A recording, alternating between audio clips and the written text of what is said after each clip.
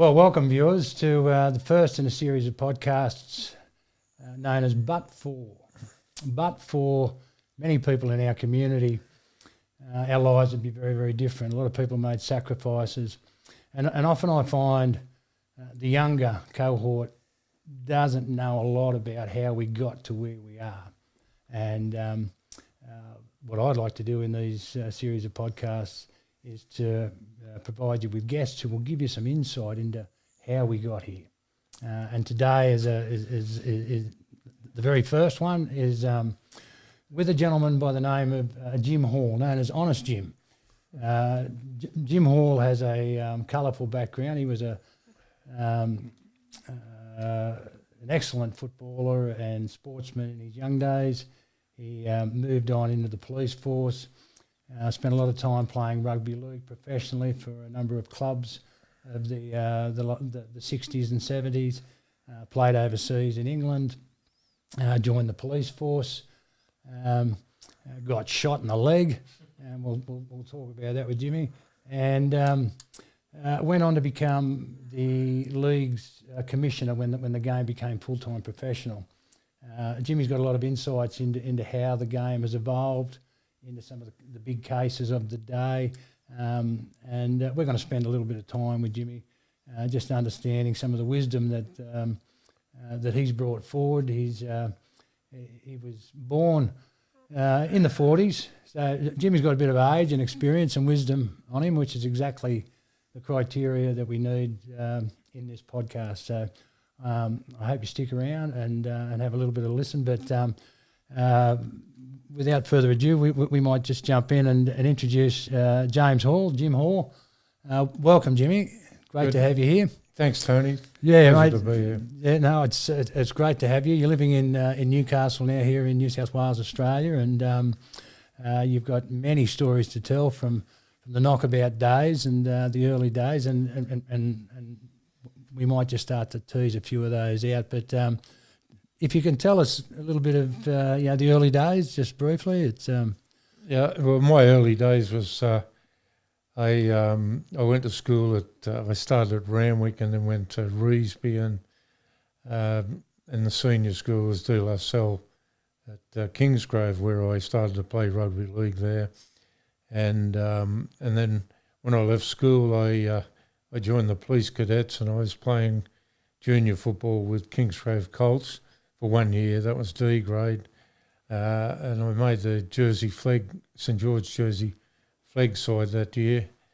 The following year, St George in their wisdom sent me a letter. It was from Frank Facer, actually, the secretary, to say that I was living out of the St George area. I was in the Canterbury Bankstown area, so I had to go and play with the club there. So I went to East Hills, played C grade with East Hills that year, and the following year I got graded with Canterbury in third grade. What age were you there? I was 18. Okay, young bloke. I did, on the way through at East Hills, I did play one A grade game where I was asked to fill in on the wing. You might laugh at it, but I did have one game on the wing. And inside, in one of the centres who was playing that day was a little guy who thought he was Reg Gasnier, and he'd get the ball, he'd throw his head up in the air like Reg used to do, and then try to take off, but he was too slow and he'd get poleaxed.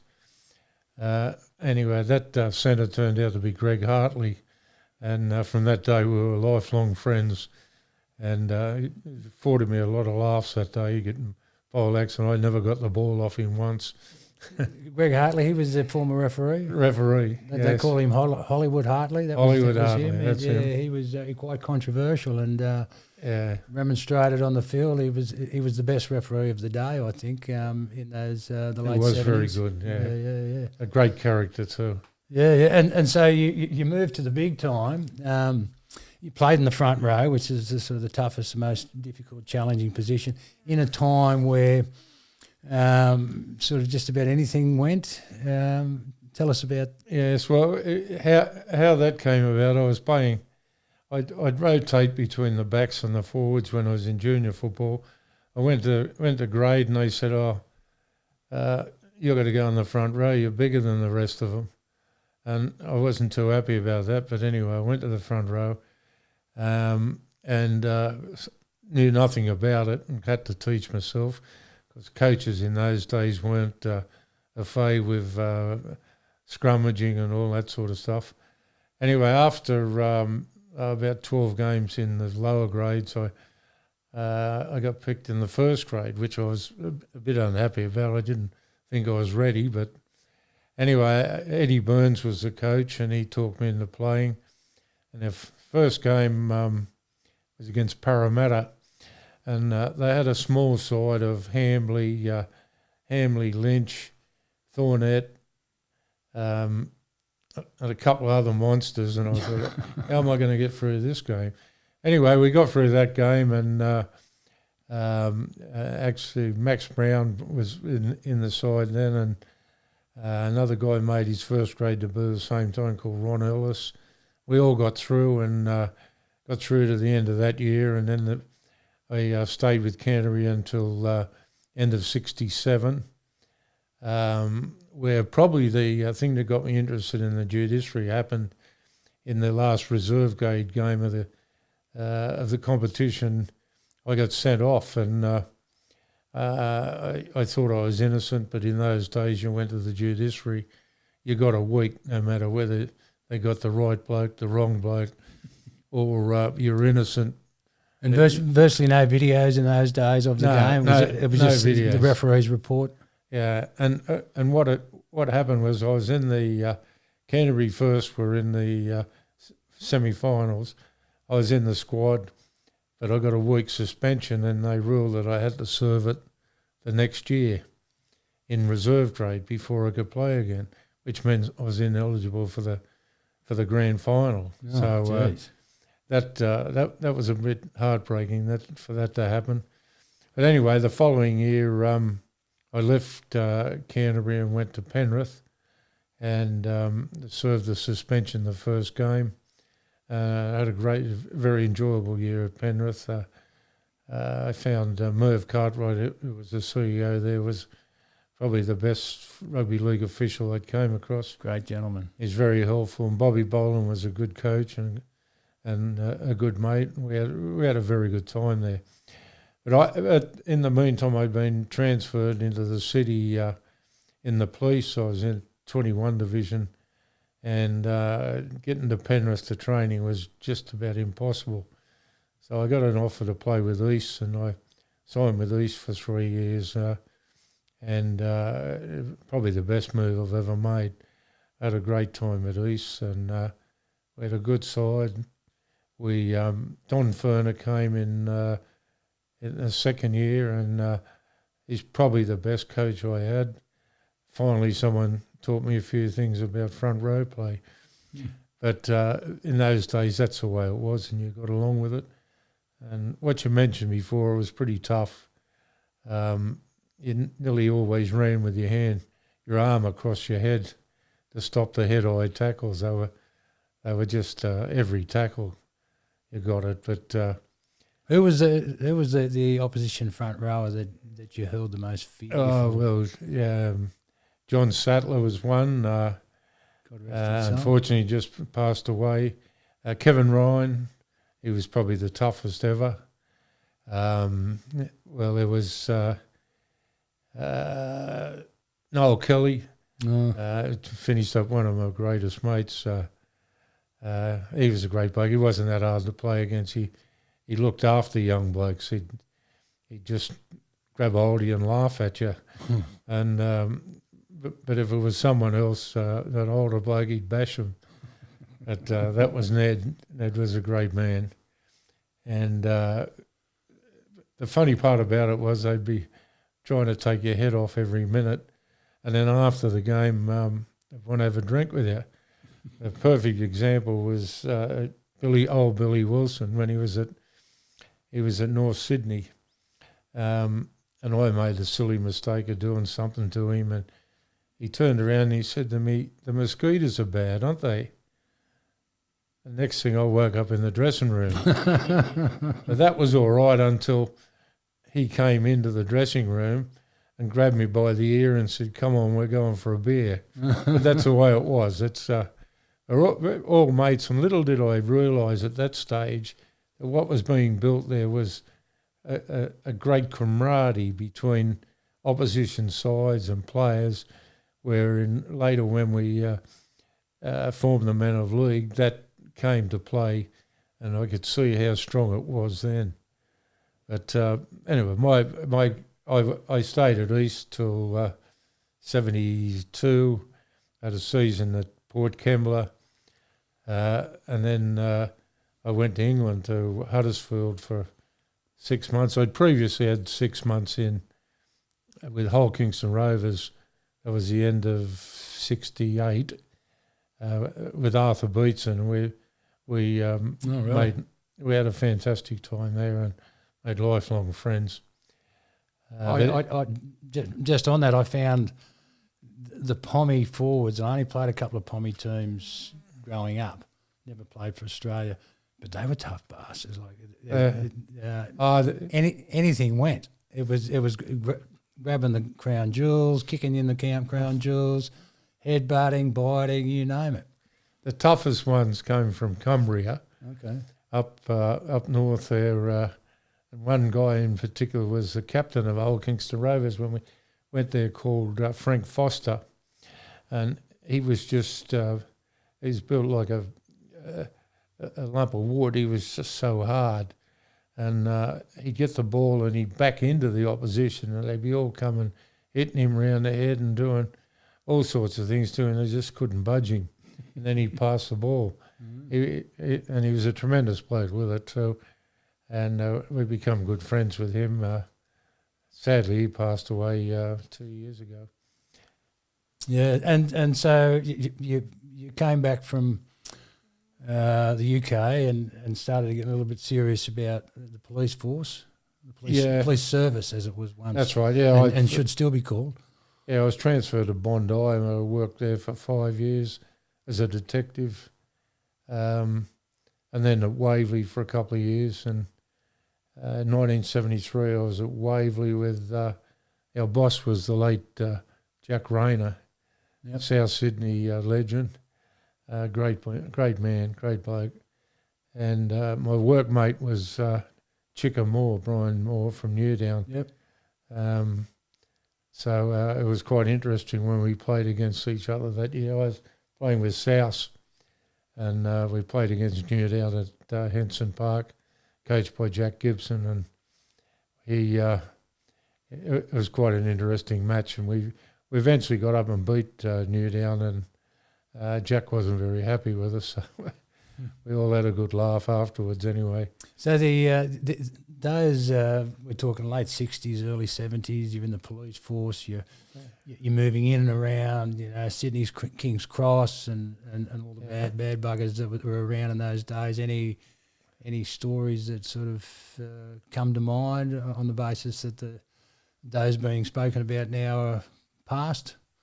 I came across... in those days, of course, you came across the Lenny McPhersons and although I never met him, and some of those other individuals. We had run-ins with a few of the well-known crooks of those days, but it was a different world then. The drugs hadn't come into it, and the crooks had a little bit of honour about them. And it was like a game of football. I always thought it was very similar to football because it was us against them. And you had to do your best. And the crooks appreciated that. But nowadays, once the drugs came into it, a different type of criminal, everything changed and it got harder and harder. And I spent some time at the drug squad before I was retired medically unfit after a gunshot wound, and I must say that I was quite happy to leave at that stage. Yeah, so my brother joined the force many years ago, and we'd have a couple of beers now and again, and after a couple more, he would talk about some of the experiences, and you just wouldn't wish that on your worst enemy. A very, very tough life in the police force.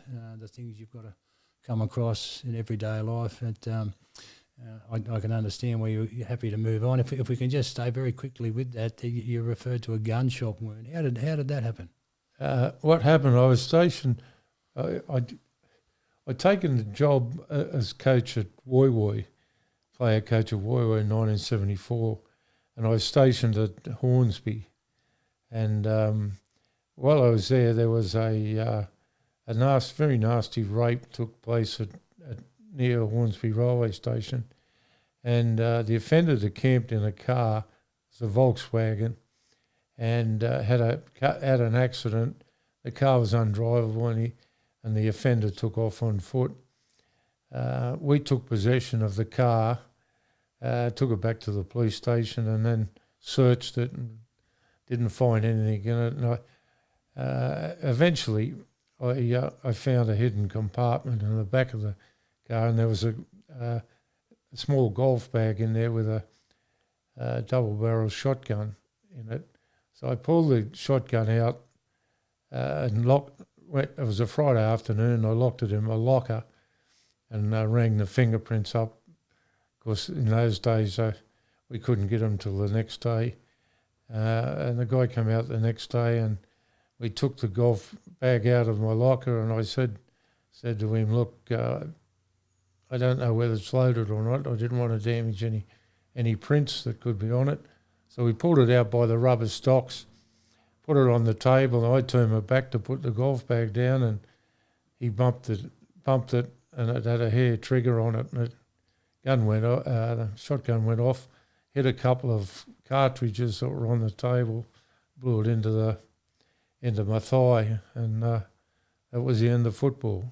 Oh, geez. And I understand there was a big chunk taken out of significant damage. You refer to it as you just got shot. I had 9 weeks in Hornsby Hospital before I got out, and then I was off work for 9 months.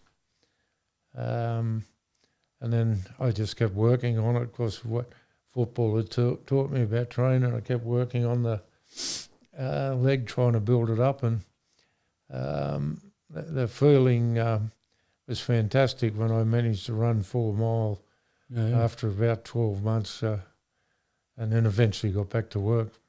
And when you say you got back to work, you said you were retired medically unfit at some point. Yes, well, I went back to work for about 3 years, and then it was playing up a fair bit, and I had the opportunity to leave on a pension, so that's what I did. Yeah, beautiful. And so you then became a solicitor? No, what I did was I worked at Qantas for a couple of years as a security investigator. Okay. Went all over the world, and that was interesting.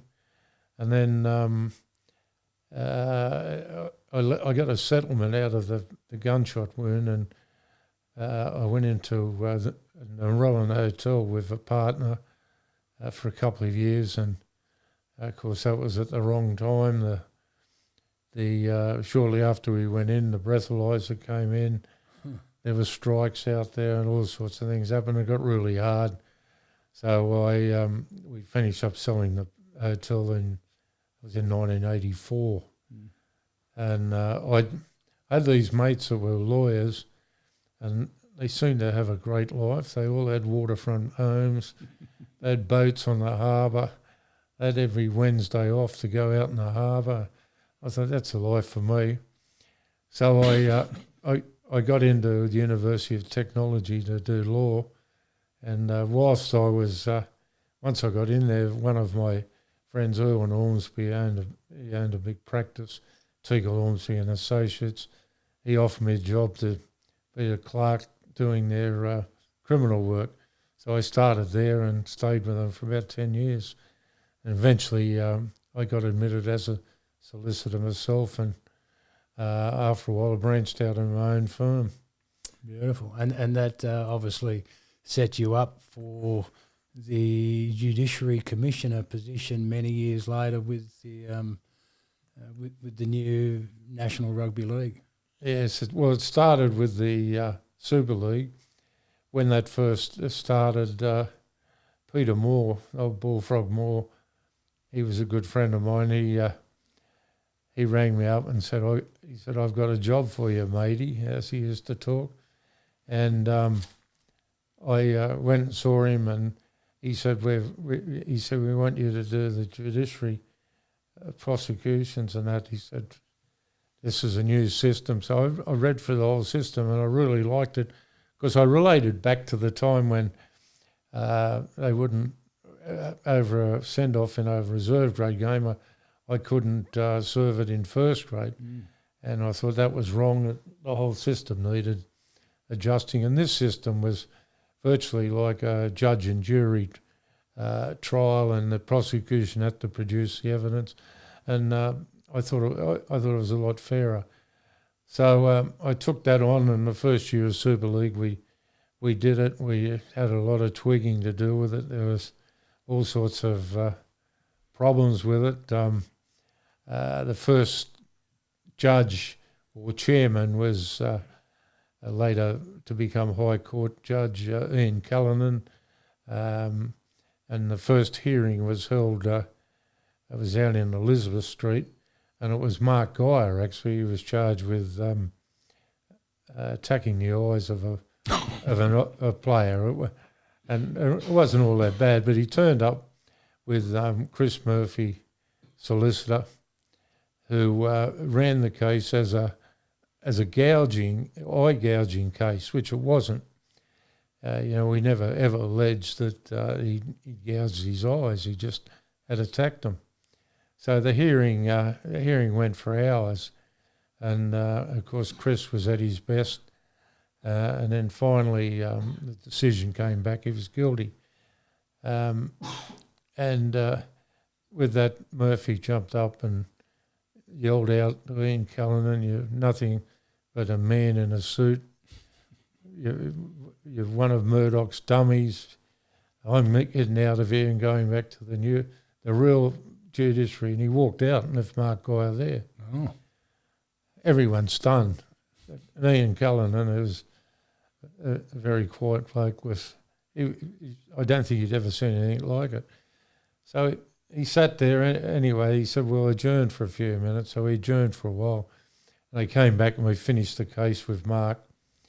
And then the next waiting in the wings was Chris Anderson, Craig Pollamouter and Bob Hagan from Canterbury. And Ian Callanan looked at him and he said, "And who are you?" And Chris Anderson said, "I'm Chris Anderson, coach of Canterbury. This is Bob Hagan, who's the CEO of Canterbury. This is Craig Pollamouter, the player. And before we start, the three of us want to declare our allegiance to Rupert Murdoch." It absolutely broke the place up. Yeah. And from the way it was before that, it was quite funny. But unfortunately, Craig got convicted too. But from then on, the next chairman we got was Greg Woods, Dr. Greg Woods, who was absolute champion bloke with a superb mind, and he's good in any aspect of the law. And he wrote the directions that were given to the panel when they go out to consider their verdict, and they're still used today, the majority of them.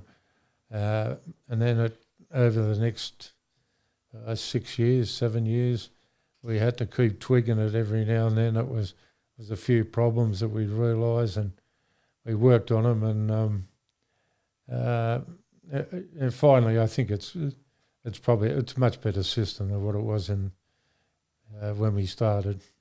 Yeah, and in that setting, you were the gentleman who, after the games, you would then review the games. You would then decide whether somebody would be charged and then called down, and then you prosecuted the case. So you did basically all of that on behalf of the NRL. And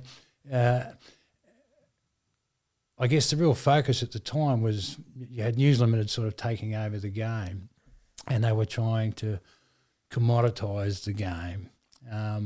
And recognised that mums on seats were crucial to the success of the game. That is, they decided whether little Jimmy or Jenny played the sport. They decided whether they got Foxtel subscription into their house. They decided whether they buy jerseys and things like that. So that was crucial. So cleaning the game up somewhat and codifying a little bit was a challenging job there. There must have been a couple of cases that you recall that were very difficult cases as far as the damage done to individuals. You know, I rarely saw in my time blatant thuggery, as I'd heard of sort of in the earlier eras. Any cases stand out for you there? Well, probably what happened was we realised at an early stage that to do it properly we had to monitor each tackle. So that's when we formed the match review committee, and we'd split the games amongst the committee to watch the game, and anything they noticed they'd take a note of the time, and then when we met, everyone would look at that particular incident and decide whether there was a charge in it. But the ultimate came down to me to make the charge if I thought it was necessary. So I tried to keep it as fair as possible, but there was concern about the head-eye tackles. I expressed concern to the hierarchy of Rugby League that if we don't do something about it, those, and in particular the spear tackles, that there could be a case against the NRL eventually. And so that's why we monitored every tackle. And we came down pretty hard on the spear tackles, and I thought we were getting a long way to eradicating it from the game. And the head-eye tackles kept happening, but so we increased the penalties. We did a few other things to tweak it to try and discourage any of them. And probably you look back now and there's very few head-eye tackles in the game, and it probably stems back to the way we started it. There, the match review committee was pretty strict on it, and they'd pick up everything. But probably cases I recall one incident. Jimmy Dimmick from Canterbury, he was charged with a head-eye tackle, and he came in and his defence was quite unique. He said he had a bad knee, and every time he turned one way, that'd force him to throw his arm up, and that's how this happened. It broke everyone up. Everyone laughed their heads off, but he didn't, because he didn't get away with that. But there's one I'll never forget. There was the John Hopewadi incidents. They weren't nice. Was that when John was picked up with trying to aggravate the opposite player by inserting his digit into the bum just to give him the shits? Exactly. Excuse the pun. It's quite an interesting story. What happened was we never picked it. Match Review never picked it up because we didn't have that. We only had the television versions. A guy what used to happen, if I charged someone, I'd ring Fox Studios up and say, "Can you give me all angles on this incident?" And they do that. They're very helpful. Anyway, this day the guy rang me and he said, "You better come over here. I've got to show you something." I said, "What is that?" He said, "Oh, come over." So I went over to their office and he showed me these incidents. I couldn't believe it. This is not nice. And I was a bit concerned because one of my very, very good friends was the chairman of West at the time, and that was John Chalk. Yeah. So I was concerned about him, and also the coach was Terry Lamb, another good mate of mine. So what's going on here? So we charged him, and the videos were just absolutely crystal clear, and it was unbelievable when he came in with a QC representing him and pleaded not guilty. And I thought, this is not needed. You know, if he pleads pleads guilty, you'll get a fair penalty and it'll go away. But he didn't. Anyway, he got 6 months out of it, which was probably fairly light anyway. But that was one of the really interesting ones. There's another one with Matthew Ridge from Manly was involved. He was found not guilty. Quite a few were found not guilty because of the panel were ex-players, and I always insisted with them, don't listen to what I say in my submissions. You make up your own mind. That's what you're there for. If you disagree with me, vote against me. And that system seemed to work. You know, they were very good. They were a great team of guys that used to sit on their on the panel, and they were a bit fortunate that after the hearings, Ian Schubert, who was the secretary of the Judiciary, he had one of Rupert's cards, and we'd go down the Fox and Hound down the road and have a few drinks on Rupert. That was quite funny, but it actually brings me to one hearing we had there. It was in the Fox Studios rooms, and it was a very hot day. And Greg Woods was the chairman, and we're in there, and the air conditioning wasn't on. And Greg turned to Ian, and he said, "Oh, Ian, can you turn the air conditioning on?"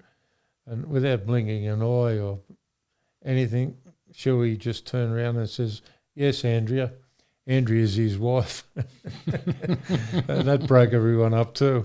There was quite a few humorous things that happened there, and we tried to keep it that way. We didn't want the players to come in there and be daunted by it. We had a lot of young players come in, and we used to, when we went down to have a drink after the hearing, we'd try and get them to come with their representatives, and so we could talk to them, get them used to it.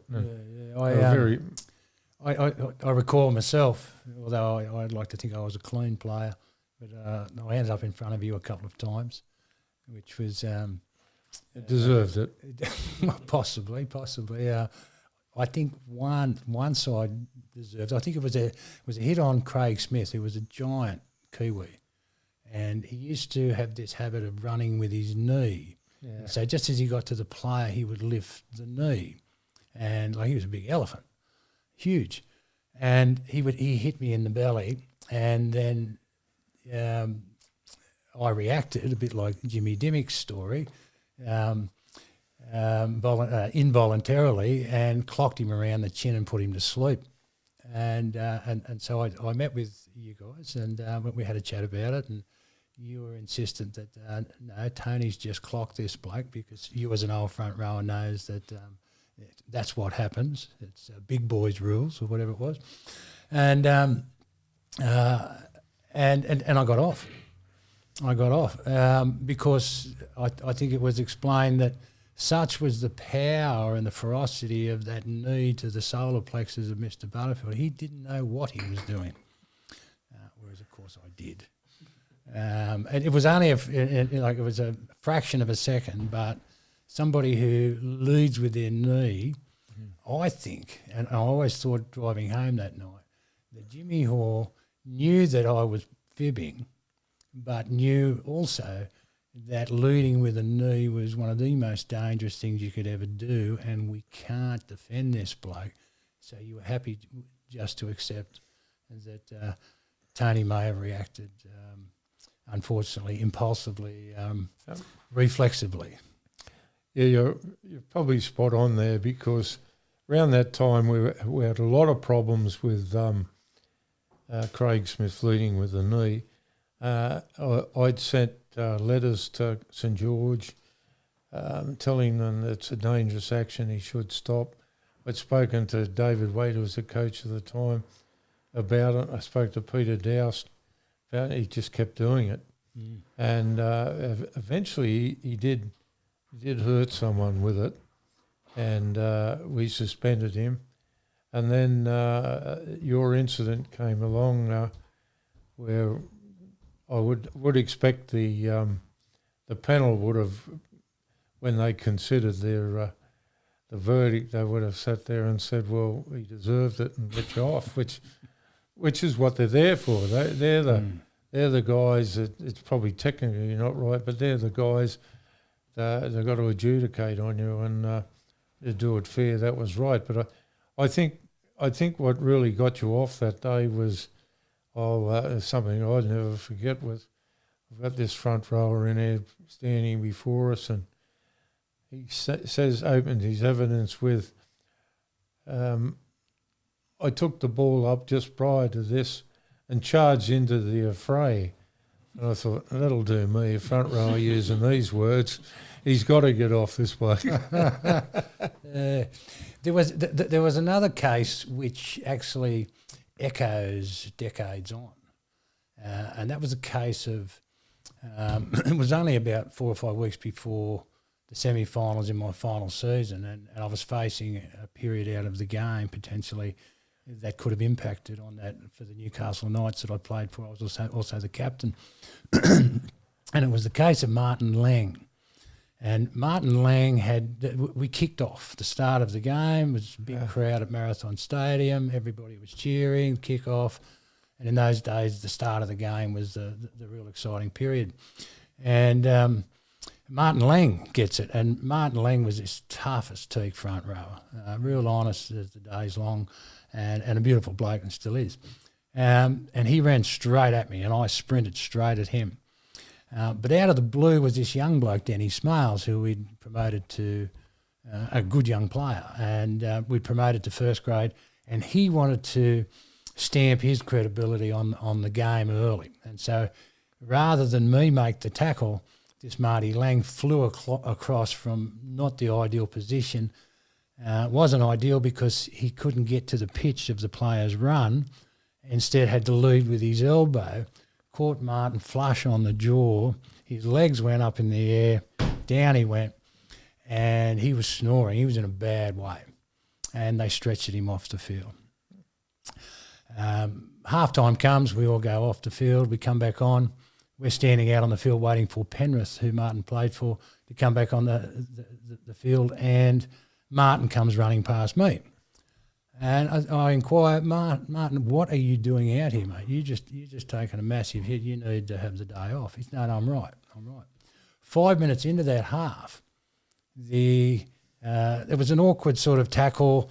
I was sort of wrestling with him. I ended up sort of behind him somewhat, and in order to sort of secure my leverage, I've put my arm around and just brushed his chin. And he just fell asleep in my arms and basically just collapsed. And I was sighted, and then I had to end up in front of you.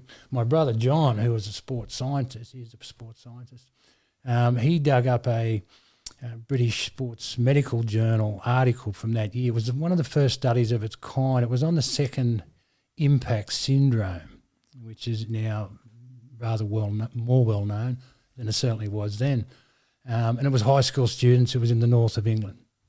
And they hypothesised that the time between concussive injuries was the secret, that if you didn't have enough time to allow the brain to heal, it would automatically trip at a far lesser force.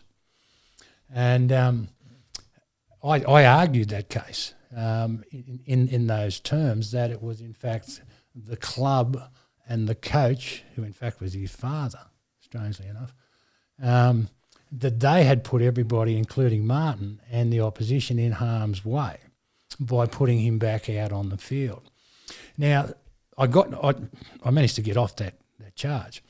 But what was significant, and particularly many years on, where those in charge of the game insist they've had no foreseeability on this concussive sort of issue until Will Smith then did the Concussion movie in 2013. This was 2000, so 13 years earlier. And I know that you suggested to Greg Woods, the presiding judge on the night, and Greg agreed that paper should be handed up and put into the collective knowledge of the NRL so that they can start to look at and research, presumably research, and try and understand what is this new sort of understanding about concussions, that the secret was, in fact, the break period. As boxers have known for 100 years, you don't fight for another 6 months if you've been knocked out. Now, that seemed to have been buried for many years, and it's just one of the first times, I think anybody has really talked about it. What do you think of the ramifications for, or is there any liability? Am I asking too hard a question here? You are a lawyer. Should the NRL have done more or recognised more in ensuing years? It's very, very difficult to say what they could have done. As I said before, we recognised there was a problem when we first started the new judiciary system. We put into play some safeguards and that, but it's just interesting about Martin Lang. I think Martin Lang probably had more head-high tackle charges against him than anyone in the period I was there. But a lot of them, it came about because he was a very tall guy, used to run very upright and move his head backwards and forwards when he was running. And no matter where he got hit, it looked as though he was hit in the head because his head had moved. And but a lot of discussions with his father about it. And I think that him and Shane Richardson came into the office one day and we went over it all. But I remember the case you were talking about, and he certainly shouldn't have been allowed back on the field, not with a concussion like he had at first. They seem to be, they're cracking down on it now. And it's 20 odd years later? Yeah, probably only 20 years later. There's probably had a lot of damage been done between then and now. Yeah. Yeah, it's well, one would have expected that the NRL would have taken that on board. It was new information to them. It was about an issue around head knocks and things that were literally central to the game, given the collision nature of the game. It's and it's for somebody else to sort of answer as to why that wasn't investigated further and greater information. And to this day, the NRL basically have a couple of guys they've engaged to run around here and there and do a few brain scans on different people. I'm just not sure that, apart from a few policy settings, that they're doing a whole lot in terms of informing themselves. Would that be, in hindsight, your view? Or? Yeah, well, I think probably the period before Super League, they might have some problems about because they did nothing about it. After that, the systems were changed, safeguards were put in place, but probably could have been more. But it's very difficult to say what can happen. But I noticed that there's been talk about a class action. Similar, they've done one in Aussie rules. Well, if it's a class action, they've still got to prove that someone was negligent in what had happened. So they'd probably have to prove that the NRL were negligent in not making it a safe place of work. Now, how can you do that when it's a contact game like rugby league? It's very difficult. Well, in recent years, they've recognised that and headed that off by changing. If you looked at, I think this happened probably about 6-7 years ago, where they changed the junior registration forms, where the form was very simple. It was, come and enjoy rugby league, It now reads, rugby league, if you want to sign your son up to this, it's dangerous, your son will get hurt, they may have lifelong injuries and all the rest of it. I'm sure any parent reads the registration form, they'd be very reluctant to sign on. So they have done things. But if we can go back in time a little bit, just on this particular topic, because it is so topical, it's so important to so many people who've played, including yourself, who played in that front row position. Now, clearly you're articulate. You've done okay in terms of your cognitive faculties and the like. But there was some research conducted some time ago that highlighted that there was a period, at least there was a time in the game where that has since been measured and has since been assessed for these concussions. And we might just jump back to that in a minute, but firstly, in order to provide a bit of context on that, you, in 2002, yourself and a number of other old boys, with the greatest respect, set up what you called the Men of League.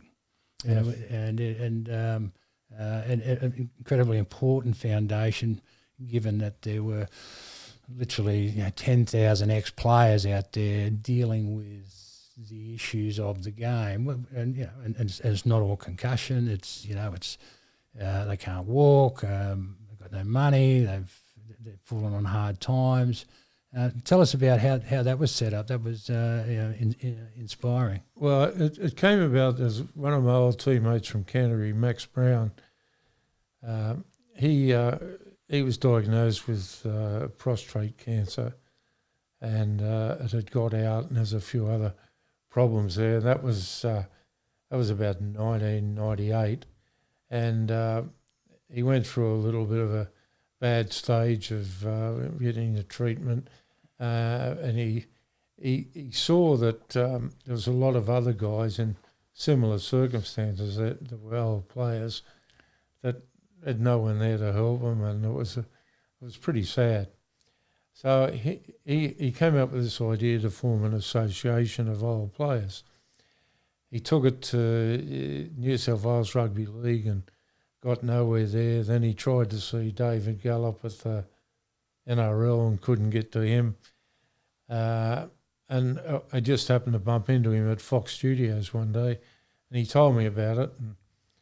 And I thought, this could be the answer, because I'd noticed there was a lot of head injuries, a lot of guys with dementia, a lot of guys with cancer, and I thought, well, it's probably be good to have an old boys association. So I went and saw David Gallop, and he agreed that we could set it up as long as it didn't conflict with the Players Association. And we then set about setting it up, which we found an amount of camaraderie and loyalty that I couldn't ever have imagined from players that played against each other from our day. They were all great mates, and they'd come out of the woodwork to help each other. And not only that, we found there was a lot of social isolation. These guys had played rugby league for years, retired, but they had their jobs to fall back on. They'd go, then they'd retire from the job. They'd sit at home. There's nothing to do, and none of them wanted to have any contact with the clubs they played for, because they'd had bad experiences with the administrations. Yep.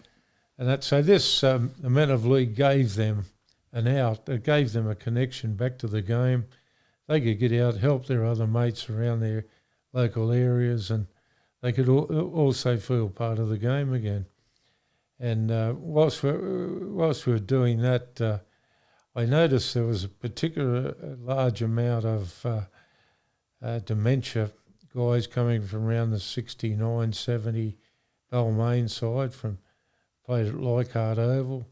Cronulla had a lot of cancer guys, and a lot of guys died from cancer there. Canterbury had a lot of both, dementia and cancer. Parramatta had several. North Sydney had some. Manly didn't have many. And the surprising one was East, they had hardly any at all. And that brought me to a conclusion that the Eastern Suburbs ground, the sports ground, was built on a park, whereas most of these others were built on tips. Rubbish tips. Rubbish tips. What they used to do, the councils would fill these in and then the land in and make a park out of them or into a football field, and that's what Redfern was, and Leichhardt and Cronulla. Cronulla also had a problem with the electricity wires going over the top of the ground, and I thought there could have been some connection. Electromagnetic radiation. Yeah, what really had me was that there's some guys that I'd played with that you'd have to think would have had brain damage. They got hit about the head so many times, but they were perfectly all right. Yeah, like yourself. Other guys that didn't get hit around the head much, wingers, because wingers in those days only touched the ball when the forwards gave it to them out in the back line. And a lot of wingers got it, centres, 5/8s. And so I thought could be something else. I thought it could be in the grounds, the soil.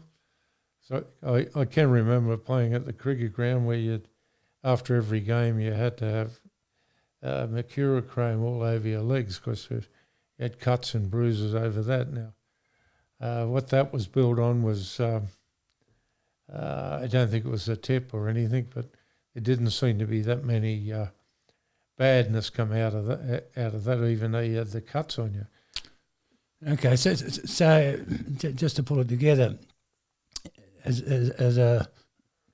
an organisation that had the mandate and the support, maybe somewhere between 8,000 to 10,000 members, ex-players. It was your mandate. You had all of the addresses. You could conduct research studies, and in this case, given that you discovered, and I imagine anecdotally initially, you were just hearing about this or that from some of your old mates. Excuse me, but you eventually put together a little pilot study, and just to sort of put a bit of rigour around the numbers, and they were consistent with your initial anecdotal views on some of the problems. Can you tell us about what you then did with that basic information? Well, I was still working on it when I left the organisation. Okay. And I don't think anything's been done ever since, so it didn't go anywhere, apart from being a theory that I had in relation to the grounds being part of the problem. You mentioned to me once that you did take those findings to senior people within the league. They weren't necessarily super keen to open this can of worms, is that?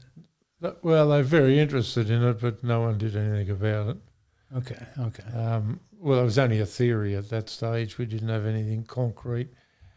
To get something concrete, we would have had to gone in to get expert medical evidence. We would have to go back through the councils to find out what the fill was for the grounds and all that, which in those days was nearly impossible. Yeah. So computers weren't available for computer records. Would you have expected, if you put your legal hat on, would you have expected a responsible organisation to see the information that you provided for what it was, that it was potentially the tip of an iceberg? Perhaps we should dig deeper here. Would that have been your expectation? Or No, I didn't expect them to do anything about it because that would be setting up a case against themselves. And so most organisations that running rugby league wouldn't want that to come out. And I think if any evidence come to light in those days, they would have put it under the table because they were petrified of being sued. be that as it may, a responsible organisation looking after the game and downstream into the kiddies, and this is one of the issues I guess I have as a busted old front rower, is that the information that can be developed from the senior level may present a problem to the organisation. That is, it establishes a sense of foreseeability that negligence then falls out of. But there is information there that can be passed on to junior teams, that these are the things we've discovered, these are the things you guys should look out for. Obviously issues around tips and whatnot are a little bit in the past, but certainly the element around the knocks, you also mentioned the 69 team, the Balmain team, which was the first time they'd won a premiership in 50 years or something like that, that by and large, most of them, all of them, have dementia. A big percentage of them. Yeah. So that in itself, and again, you as a legal man, and I know why they wouldn't do it, but as a responsible non-profit organisation overseeing the health and prosperity and future of the game, surely should have lifted a hand. It's a little bit like that earlier case, the 2000, where there was a clear paper of research held up, nothing done about it. How do you characterise that sort of head in the sand? Well, I think the problem with that is that it wasn't a detailed investigation into it. Something that I was doing on the side, I recognised myself that I thought was a problem, and I kept doing as much work on it as I could. And of course, then once I left, no one carried on with that or a number of other projects that we'd been working on. So, and that was what, 2014, 15? 2014, yeah. Yeah. Well, that's I guess that's in the lap of the NRL and who was in charge at the time. Yeah. Certainly they're consistent in any defence of whether they did or didn't do everything, was simply that they didn't know. That lack of knowledge, I guess, gives them a get out of jail free card. But but there had been information, and one would expect an organisation in such a difficult sport, dangerous sport, would have been sort of jumping, or at least have a group in the background looking at these things, at least trying to understand their commercial risk, if nothing else. Yeah, I think what should have happened was someone qualified in forensic stuff should have been employed to do an investigation into it, to establish whether there's any link between the grounds and the conditions. If you go over to South Sydney, they've had a huge amount of guys with dementia from around that 69, 70. So I'd it's just too many. And they can't. It's very difficult to put any of them down to a simple head knock. It's unless it's they keep saying it's happened over a number of head knocks, but it may not have been the head knocks that did it. It may have been something coming out of the ground. Yeah, well, we don't know because nobody in authority cared to lift the hood and have a look.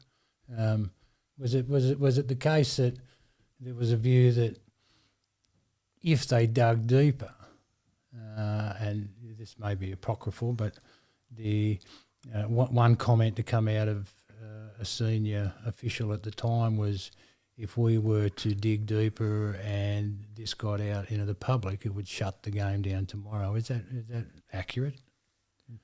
Well, I think they were mainly frightened that they dug deep and found something like that. It might have been the end of the game. Yeah. Well, because what do you do if they say, if the finding comes back and says it's caused by head knocks, the game can't play unless there's head knocks. So there's got to be accidental head knocks in it, because of the way it's a contact sport. Yeah, but it's also the case that kids falling off bikes in later years have headaches. Kids, people falling off horses. There are other ways to get to sort of attain that sort of damage. But for the league to dismiss it and actually give you the reason that the game would necessarily be shut down, I'm not quoting them, but it's a fairly serious indictment on the game, particularly around something that we all love to do, and we want to do it as safely as possible. And if there is any information, I recall a time, 2003 it possibly was, and it was around the time that Nike started putting these mad cleats, these solid cleats on the bottom of boots. And they'd gone away from the studs. It had become trendy. And a lot of these boots and the wedges on the cleats were so solid that not only did they give you grip, you couldn't slip in them, which meant that when your knee got in a certain position, it couldn't slide out of the problem. It would get stuck. And so we ended up with a proliferation of non-contact ACL, that's anterior cruciate ligament ruptures, effectively, other than head knocks and broken necks, the worst injury you can get. Back 20 years ago, finish your career. And I mentioned and this was seeking when I was running the Players Association, and it was all brand new then, and Rupert's Murdoch's boys didn't like some uppity ex-player getting involved, but I took it to David Gallop and I said, Dave, I've been following these ACL ruptures, and it started off with Andrew Johns, who's a champion of the game, and a young player who he shared his boots with, because Andrew was sponsored by Nike, and he played a game at Parramatta Stadium this night, and Andrew ruptured his ACL wearing these boots for the first time. Unfortunately, a young fullback who had come on board forgot his boots, so Andrew had a spare set of boots. And he gives the boots to this young bloke, and he then ruptures his ACL joint literally 20 minutes later, non-contact. And so I start watching that, and I start to see these non-contact ACL ruptures, and each time I see the ruptures, I might get on the phone, I inquire with the player, what sort of boots were you wearing? What the NRL needs to do is to take a photo of the boots, because effectively it's the boots and the ground and the interaction between the two. There's a third element, of course, any external forces, but in cases where it's non-contact, they're your two primary sort of contributors. And so I'd come up with 9 in a row, non-contact ACL ruptures, basically finishing careers, all wearing these Nike cleats or versions thereof. And I inquired with David, we need to get this injury surveillance program set up. We need to be looking at all of the key details so that we can understand what the issue is. Is it the grounds? Is it the type of grass? Do you need a different, in terms of advice for players, do you need a different set of traction, studs or any sort of grip on different types of grass as you play from Townsville in the north to 3,500 miles down the coast to a different climate in Melbourne or even in New Zealand. He was quite dismissive. He said, well, good luck suing Nike on this. And I said, no, I'm looking for some collaboration here. This is about the health and safety. And it took some time before they established an injury surveillance program. A lot of that information is not available even to this day, but that perhaps speaks to that habit of recognising the more prominent responsibility was to the commercial outcomes of the business as opposed to the health outcomes, and we're starting to see a little bit of a habit there, but that was just a sort of anecdote from those days. And the last injury surveillance program I saw output from the NRL was in 2020. I don't know whether there are other details. So it's a tough game now. Now we have a game where the law of unintended consequences. What are your thoughts on? Okay, they increase the speed of the game. We're trying to commoditise the game. We're trying to sell it to sponsors. So we want to score tries. We want action. We want speed. We want big men. We want big collisions and all. And so we're going to increase it to 10 metres. Now that was done before the NRL got in. But over time, a larger player started to play the game. And the focus was ensuring that you didn't play the ball quick, because if you played the ball quick and got the ball back into play quickly, then your defence wouldn't be set. And so rather than tackling in a perhaps more safer way and being taught by technicians at your local clubs who understood defence, understood it was the most dangerous craft in the game, that you could get yourself knocked out putting your head where sometimes you wouldn't put your foot. And so players are now playing up and over the ball, on the ball, as opposed to where you and I sort of learnt to tackle. We tackled under the ball, we tackled around the waist in days where most of the time, most tackles were made by individual players. Now they're being made by 3, sometimes 4 players. Those players playing upwards are all coming in, all banging heads, putting elbows into each other. And in your experience watching the game, obviously you played back in the day, and but you've watched it carefully, particularly as a commissioner, and more recently in your dotage.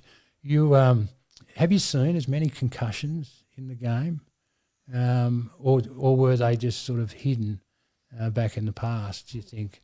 Well, probably in the past it didn't show up as much because you didn't go off, or if you went off, you come back on. Nowadays, they police it pretty stringently and take the players off. Independent doctor gets them off. I think that's a good idea. It's very difficult because, as you mentioned, the 10-yard rule was the start of it. And that got them apart, which meant the two forces are coming together from a longer way, and they're motoring a lot faster than what they were under the 5-yard rule. Mass times acceleration equals force. Acceleration, plus every club now, or nearly every club's got a centre of excellence where the players are fitter and stronger and all muscle bound. You don't see a player carrying any weight, or very rarely you see a player carrying any weight. They're all super fit, so they're big, a lot bigger. Mainly the forwards, and they just, when they come together, it's a massive collision. There's got to be more injuries happen because of it. I'm interested in the tackling technique. The NRL put out some figures last year. I think it was as a result of them clamping down, lots of 6 agains, trigger happy, which it was a good thing for anything that looked high or whatever, and they demonstrated their commitment through some figures that they put out. I tried to look for them recently, but effectively it was a 75-25. They said the 25%, which was a reduction from the past of head knocks, had come from illegal play. And we've reduced that through our rules, which is a good thing. What they did point out was that the other 75% of head knocks came from a combination of accidents, and accidents happen the higher the speed and the poorer the technique and these sorts of things, and some of those other issues we just spoke about. But particularly around technique, where players maybe for much of their rugby league early career have been taught to tackle high and higher and wrap up the ball.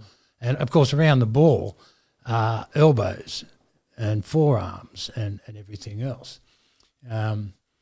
So if it was the law of unintended consequences and we wanted to speed the game up and bring in bigger players, and now we've realised this could be the post on which we lynch ourselves in this game. We've taken it too far. It's too big. It's too fast. It's too unwieldy, and everybody is now tackling high.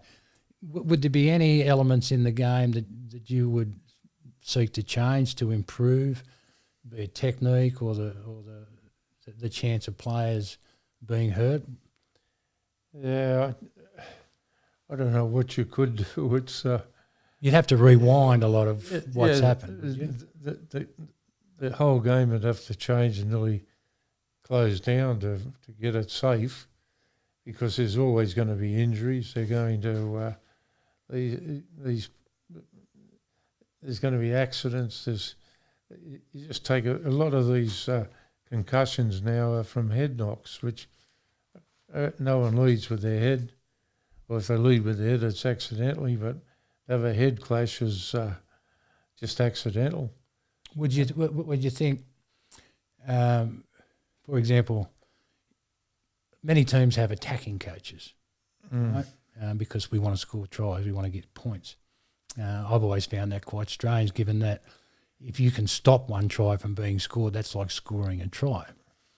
So defence should be just as important. In fact, it's more important because it is where the NRL say last year 75% of the head knocks were coming from. So we have offensive coaches who are quite skilled. I mean, Andrew Johns runs offence for the Knights, not particularly successfully. Perhaps that's quality of play, I don't know. But defensive coaches that teach or understand what is a safer tackling technique. Clearly this tackling upright over the ball, I know the Origin 3 last year, in the first 4 or 5 minutes, what do we have? Like 4 or 5 blokes knocked themselves out, running into each other, trying to tackle blokes. So clearly they didn't know how to tackle at that higher intensity.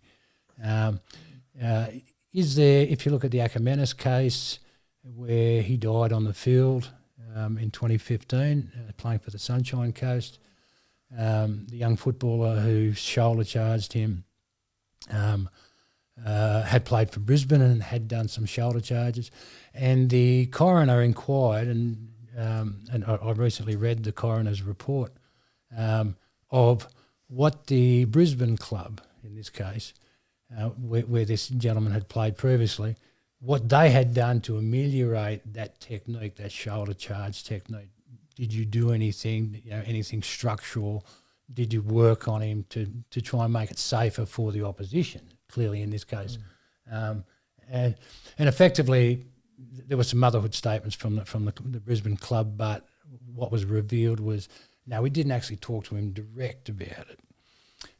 So do you think that there's a potential for litigation in the future if the game doesn't recognise that defence is the more obvious path for injuries in the game, and that having people who perhaps just want to get a defensive credential on their CV, they shouldn't necessarily be the coaches. It should be people who have been good defenders. So will it be more important in the future to have excellent instruction about defence, given it is the more dangerous element? Would you see that one way of ameliorating head knocks and even exposure to clubs? Yeah, I think you'd probably have to reduce the number of people who are allowed to be involved in a tackle. Yeah. Probably eliminate. You can't really eliminate tackling around the ball, because a low tackle just makes the easier for the player to offload. So probably, if you got down to 2 in a tackle, limit it to 2. That may help, but might open the game up a bit more too. But yeah. but the game's as fast as it could possibly get now, and everything's at breakneck speed, and the hits are so hard that I don't know how you can improve it, but they should be working on ways of making it safer, or even slowing it down, slowing the game down. If the person who made a good, low, safe tackle individually rather than three blokes monstering and tackling above the ball, if that former individual was given greater latitude to lie on the tackled player and buy some time, should that be rewarded? I think at one point it was recognised. No, that's a great tackle. The player now on top is now allowed to spend a second or more on the tackled player because it was such a great tackle. I think that's gone a little bit to the wayside. That does put a lot of pressure on the referee, but he's probably got plenty on his plate. Yeah, as it is. Which was why we went to two referees for a period. I think to try and police that, and the other thing they were policing was the 10 metres. So it allowed for greater distance, which we're actually agreeing it's counterintuitive to the health of players to increase that width. So it's a perplexing problem that the league holds, and I guess I just find that rugby league or rugby union or soccer or any of these sports are so important for kiddies to get involved with in terms of their character development, how they understand the world around them, how they build their own level of confidence, their development of skills, their courage. It's counterintuitive to run at a bloke. It's not running away from a person like a winger might do. Not to bag wingers, but it's counterintuitive defensively to run straight at another bloke who's running straight at you. And once you've mastered that fear, your opinion of yourself, I think, lifts. And it teaches teamwork and all of that. So we need to have these sorts of games. We just don't want them damaging the participants while they're trying to pick up these lessons. Lastly, I followed Eddie Maguire on a podcast the other day, and he spoke about the league because there's issues at the moment emerging. Mark Carroll's on the front foot about some. He has gone for scans, and he's released publicly that he's in a bad way, and will probably. From his passing, be diagnosed with CTE, and so he's now on the front foot about it. And I thought it was revealing to watch Eddie Maguire, who was pretty thick with the senior guys in the AFL, and the AFL tend to have a slightly different base and origin to the NRL. The NRL is effectively this big corporation that's been established and taken over by Rupert Murdoch, your mate. But the AFL tend to have far greater roots within the community and haven't had to sell their soul, as it were. And he's saying that, listen, let's stop talking about class actions and that. Let's go out there, such as the brief of the Men of League, and let's find out what the problems are, let's find out what the issues are, and let's, with the clubs and the players, set up a trust fund. Like, we know this is all happening. Let's stop putting our head in the sand. Let's establish a trust fund, an investments fund. Let's have protocols. Let's have processes, and let's manage this. Clearly it has happened, and for the thousands of people that you talk about, and many who have passed, it's not so much about the money. It's trying to get some good health back. Whilst they can. And if they can't get good health, perhaps a little bit of support because they're unable to work and things of that nature as a result of injuries they've picked up. So it's in a way, the game may not be around in its current form, Jimmy. And I'll leave you with this sort of last comment. in what, 10, 15, 20 years, you know. What are your thoughts on that? Yes, I think what you were talking about there brings me back to an interview I saw of Mario Fennick, who's got dementia, and it was I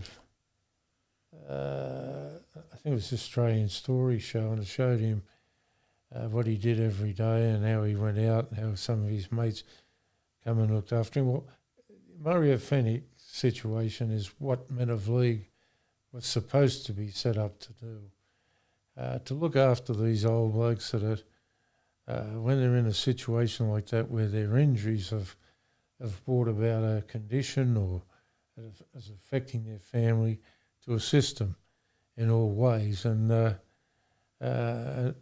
seem to have lost their way on that, because there was no suggestion that he'd received any assistance from the Men of League. Now, probably in the up until 2014, if he was in that condition, then he would have got a lot of assistance. We would have had a regular amount of guys visiting him.